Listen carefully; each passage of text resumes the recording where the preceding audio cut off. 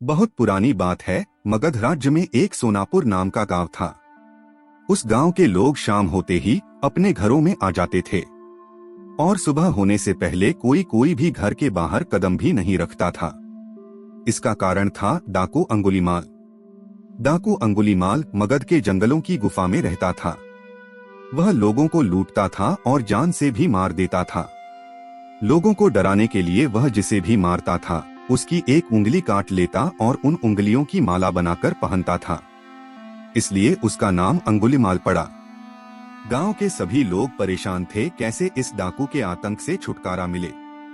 एक दिन गौतम बुद्ध उस गांव में आए। गांव के लोग उनकी आवभगत करने लगे। गौतम बुद्ध ने देखा कि गांव के लोगों में किसी बात को लेकर दहशत फैली है। तब गौतम बुद्ध ने गांव वालों से इसका कारण पूछा। ये सुनते ही गांव वालों ने अंगुलीमाल के आतंक का पूरा किस्सा उन्हें सुनाया। अगले ही दिन गौतम बुद्ध जंगल की तरफ निकल गए। गांव वालों ने उन्हें बहुत रोका पर वो नहीं माने। बुद्ध को आते देख अंगुलीमाल हाथों में तलवार लेकर खड़ा हो गया, पर बुद्ध उसकी गुफा के सामने से निकल गए। उन्होंने पलटकर भी नहीं देखा।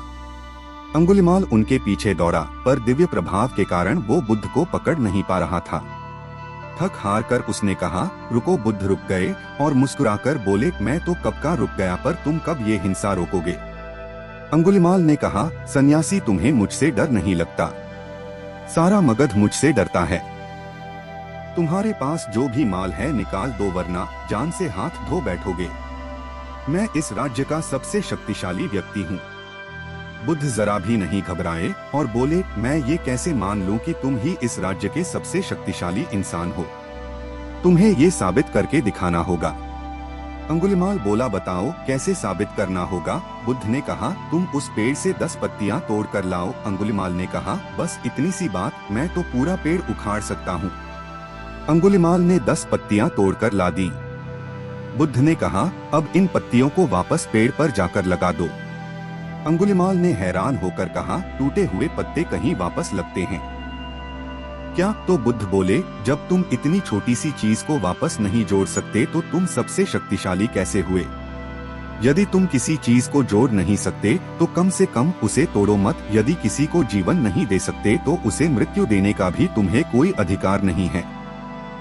ये सुनकर अंगुलीमाल को अपनी गलती का एहसास हो गया और वह बुद्ध का शिष्य बन गया और उसी गांव में रहकर लोगों की सेवा करने लगा। आगे चलकर यही अंगुलीमाल बहुत बड़ा सन्यासी बना और अहिंसा नाम से प्रसिद्ध हुआ। अगर आपको यह वीडियो पसंद आया हो तो कृपया इसे लाइक करें और अपने दोस्तों के साथ शेयर करें और हमारे चैनल को सब्सक्राइब करें।